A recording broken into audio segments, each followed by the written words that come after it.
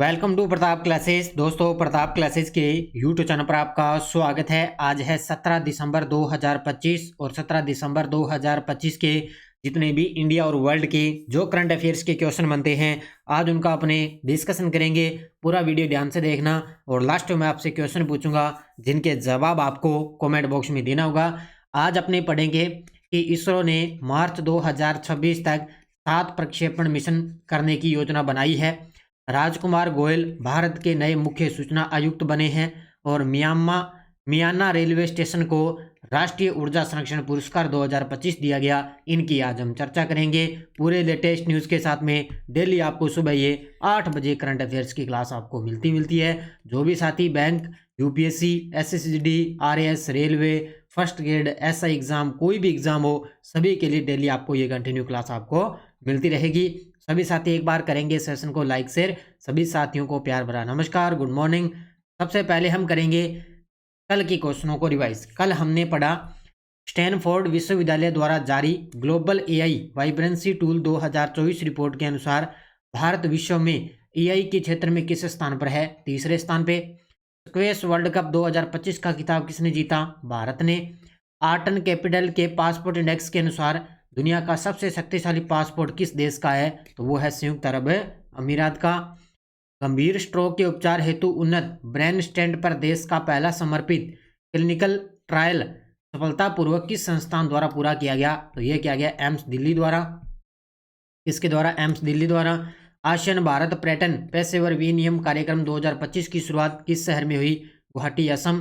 2026 के G20 leaders summit की मेजबानी की तैयारियों के तहत यूनाइटेड स्टेट्स द्वारा घोषित न्यू G20 प्लान के अंतर्गत किस देश को नए सदस्य के रूप में शामिल किया? तो वो किया है पोलैंड को शामिल है किया है। तो ये थे कल के क्वेश्चनों का रिवाइज हमने कर दिया। ये है ऑल इन वन नाम के नाम से अपनी 2026 की टेस्ट सीरीज है। इसमें आपको डेली क्लास का test, daily PDF, weekly test और मंथली टेस्ट पीडीएफ वगैरह सब कुछ मिलती है। तो इसका पीडीएफ का प्रिंट निकाल के अच्छे तरीके से अध्ययन कर सकते हो।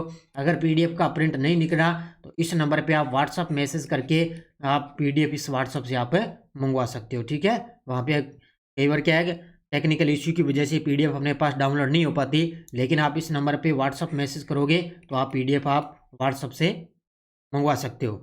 ये टेस्ट सीरीज आप जरूर ज्वाइन करें प्रताप क्लासेस का एप्लीकेशन है डाउनलोड करके। और इसमें 2025 का पूरे साल का करंट और 2026 के पूरे साल का करंट आपको मिलता रहेगा। अब करते हैं स्टार्ट आज की क्लास। 17 दिसंबर 2025 सभी साथी एक बार करेंगे सेशन को लाइक शेयर। बस छोटी सी क्लास आपको डेली करंट अफेयर्स की उपलब्ध होती रहेगी। पहला क्वेश्चन, भारतीय अंतरिक्ष अनुसंधान संगठन इसरो ने मार्च 2026 तक कितने प्रक्षेपण मिशन करने की योजना बनाई है? गजब का प्रश्न है। पहले सबसे पहले आपको पता होना चाहिए भी वर्तमान में इसरो के अध्यक्ष कौन है? वी नारायण। कौन है? वी नारायण है। और इन्होंने मार्च 2026 तक कितने प्रक्षेपण मिशन करने की योजना बनाई है? तो वो बनाई है 7, क्योंकि आगामी टारगेट रखा है। अब छोटे छोटे परीक्षण किए जाएंगे क्योंकि आगे 2027 के अंदर एक तो गगनयान जाएगा, 2028 के अंदर चंद्रयान 4 जाएगा और 2030 के अंदर जाएगा मंगलयान 2। ये चीज़ें आपको अच्छे तरीके से याद होनी चाहिए। और ये टारगेट रखा है कि 2035 में अंतरिक्ष के अंदर एक अंतरिक्ष स्टेशन भी स्थापित किया जाएगा। देखो, कुल मिशन इसरो ने मार्च 2026 तक 7 प्रक्षेपण मिशन करने की योजना बनाई है। सबसे पहला जाएगा गगनयान मिशन। अब वैसे तो ये 2027 में जाएगा, लेकिन इसके जो छोटे छोटे परीक्षण वगैरह करते हैं ना, वो है इसमें। तो इस शेड्यूल में व्योम मित्र के साथ पहला बिना क्रू वाला गगनयान मिशन भी शामिल है। LVM-3 गगनयान और ब्लू बर्ड 6 कम सीरियल सैटेलाइट दोनों को लॉन्च करेगा। ये रॉकेट है, ध्यान रखना, LVM-3 ये गगनयान और ब्लू बर्ड 6 है उसको सैटेलाइट है, ये दोनों को लॉन्च करेगा। नई तकनीक के प्रदर्शन इसमें एक तो स्वदेशी इलेक्ट्रिक प्रोफेशनल प्रणाली का प्रदर्शन भी शामिल है, एक है क्वांटम डिस्ट्रीब्यूशन तकनीक से जुड़े प्रयोग भी शामिल है। और प्रथम लॉन्च की समयावधि 7 मिशनों में से पहला प्रक्षेपण अगले सप्ताह होने की संभावना है। यानी कि 7 मिशन जो होंगे उनमें जो पहला प्रक्षेपण है वो अगले सप्ताह होने की पूरी संभावना है। तो ये आप धीरे धीरे पढ़ लेना, क्योंकि आगे टारगेट रखा है मार्च 2026 तक भी 7 प्रक्षेपण मिशन योजना की तैयारियां कर रखी है। कानून एवं न्याय मंत्रालय के पूर्व सचिव राजकुमार गोयल ने 15 दिसंबर 2025 को किस पद के रूप में शपथ ग्रहण की है। अब जैसे ये अपना ये दिसंबर महीना लगभग कंप्लीट हो जाएगा ना, तो मैं आपको ताज़ा कौन क्या की क्लास है और दे दूंगा एक अच्छे तरीके से। तो ये अब बन चुके हैं मुख्य सूचना आयुक्त। कौन बन गए? मुख्य सूचना आयुक्त बन चुके हैं अपने कानून और न्याय मंत्रालय के पूर्व सचिव हैं राजकुमार गोयल। ये देश के नए मुख्य सूचना आयुक्त बन चुके हैं।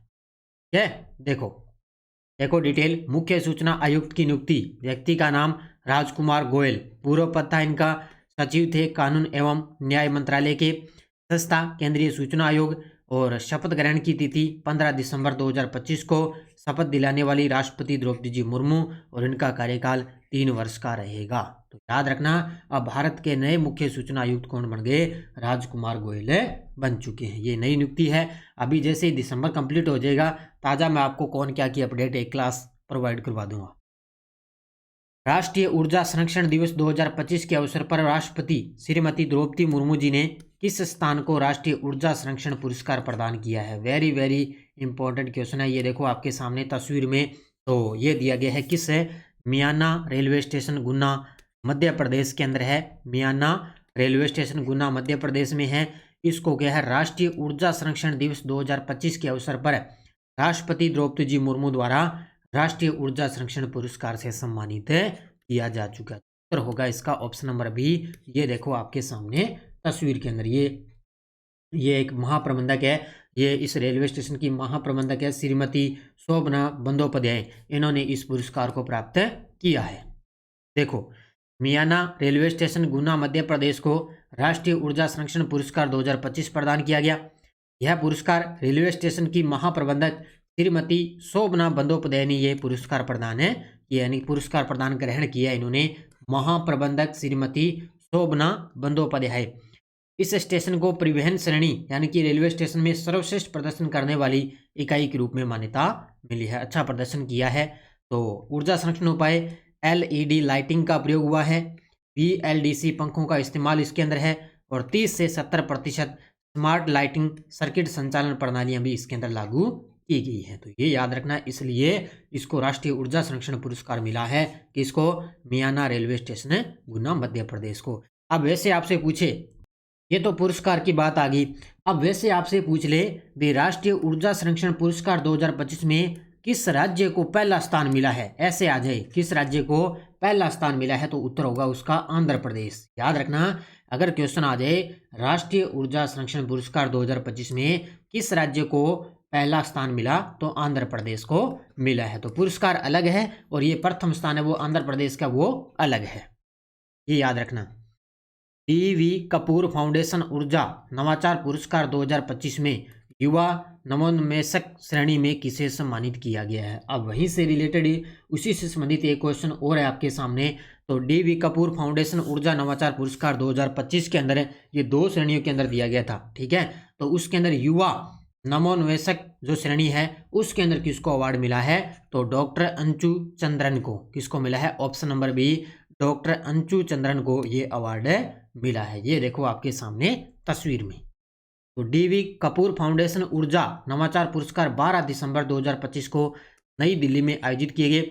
यह प्रोफेसर अजय कुमार सूद ने पुरस्कार प्रदान किए हैं। तो ये जो DV कपूर फाउंडेशन ऊर्जा नवाचार पुरस्कार है, ये नई दिल्ली में आयोजित किए गए। किसने दिए थे? प्रोफेसर अजय कुमार सूद ने दिए। इसमें देखो, युवा नवोन्मेषक श्रेणी के अंदर डॉक्टर अंशु चंद्रन को सम्मानित किया गया, और संगठन श्रेणी में NTPC की R&D इकाई NETRA को पुरस्कार मिला है। ठीक है, ये याद रखना। 2 श्रेणियाँ होगी, एक तो युवा नवोन्मेषक श्रेणी में डॉक्टर अंशु चंद्रन को, और संगठन श्रेणी में NTPC की ओर से R&D इकाई को ये पुरस्कार मिला है। बस थोड़ा सा आपको अच्छे तरीके से ध्यान में रखना है इसको। भारत की प्रमुख आर्थिक नीति थिंक टैंक संस्था national council of applied economic research NCARE ने हाल ही में इसे अपना नया महानिदेशक नियुक्त करने की घोषणा की है। ये भी गजब का प्रश्न है। तो ये बन चुके हैं सुरेश गोयल। कौन बन चुके हैं? भारत की जो प्रमुख आर्थिक नीति थिंक टैंक संस्था है national council of applied economic research इसने अपना नया महानिदेशक नियुक्त किया है किसको? सुरेश गोयल को। संस्था का नाम national council of employed economic research यानी कि NCEAR। संस्था का प्रकार ये भारत की प्रमुख आर्थिक नीति थिंक टैंक है। नियुक्त व्यक्ति हुए हैं सुरेश गोयल, पद इनका महानिदेशक, और कार्यकाल प्रभावी तिथि रहेगी 5 जनवरी 2026 से अपना कार्यकाल संभालेंगे। पूर्व महानिदेशक थी पूनम गुप्ता, और पूनम गुप्ता का जो कार्यकाल है वो समाप्त हो गया अप्रैल 2025 तक था। इससे पहले पूनम गुप्ता थी, इन्होंने अब किसकी जगह ले ली? अब सुरेश गोयल इन्होंने इसकी जगह ले ली है। ठीक है, सुरेश गोयल ये पद संभालेंगे 5 जनवरी 2026 से। भारतीय राष्ट्रीय राजमार्ग प्राधिकरण NHAI ने राष्ट्रीय राजमार्ग 45 यानी कि NH45 के एक हिस्से पर भारत की पहली वन्य जीव सुरक्षित सड़क किस राज्य में शुरू की है? ये देखो आपके सामने तस्वीर में NH यानी कि राष्ट्रीय राजमार्ग प्राधिकरण ने राष्ट्रीय राजमार्ग 45 पर एक हिस्से पर भारत की पहली वन्य जीव सुरक्षित सड़क जो है परियोजना वो शुरू की है। और ये कहाँ पे शुरू की? मध्य प्रदेश के अंदर। तो होगा इसका ऑप्शन नंबर सी, कहाँ पे की है? मध्य प्रदेश में। क्योंकि आजकल आपको पता है हाईवे वगैरह होता है, वहाँ पर क्या है, वाहनों से पशु वगैरह टकरा जाते हैं, तो उनकी आवाजाही, वन्य जीवों की जो आवाजाही उसको सुरक्षित करने के लिए इस प्रकार के कार्य किए जा रहे हैं। तो भारतीय राष्ट्रीय राजमार्ग प्राधिकरण, इसमें भारत की पहली वन्य जीव सुरक्षित सड़क परियोजना है। मध्य प्रदेश में कौन सा राष्ट्रीय राजमार्ग 45 है? उद्देश्य पशु वाहन टक्करों को कम करना, वन्य जीवों की सुरक्षित आवाजाही सुनिश्चित करना और वन गलियारों से होकर सुचारू सड़क संपर्क बनाए रखना। और यह वन्य जीव सुरक्षित सड़क है वो NH45 के 11.96 किलोमीटर लंबे हिरन सिंदूर खंड पर स्थित है। तो ये जो वन्य जीव जो सुरक्षित सड़क है ना, ये जो 45 है उसमें 11.96 किलोमीटर लंबे हिरन सिंदूर खंड पर ये स्थित है। तो भारत की पहली वन्य जीव जो सुरक्षित सड़क परिवहन योजना कहाँ चलाई गई थी? मध्य प्रदेश में NH45 पे। भारतीय नौसेना किस तिथि को गोवा स्थित INS हंसा में INSAS 335 को आधिकारिक रूप से कमीशन करेगी? यानी कि ओस्प्रे इसका नाम है।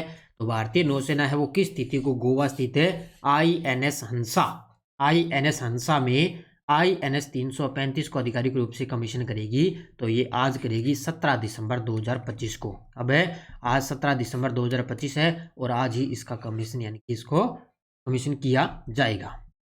ठीक है, तो भारतीय नौसेना 17 दिसंबर 2025 को गोवा स्थित INS हंसा में INSAS 335 ओस्प्रे को आधिकारिक रूप से कमीशन करेगी।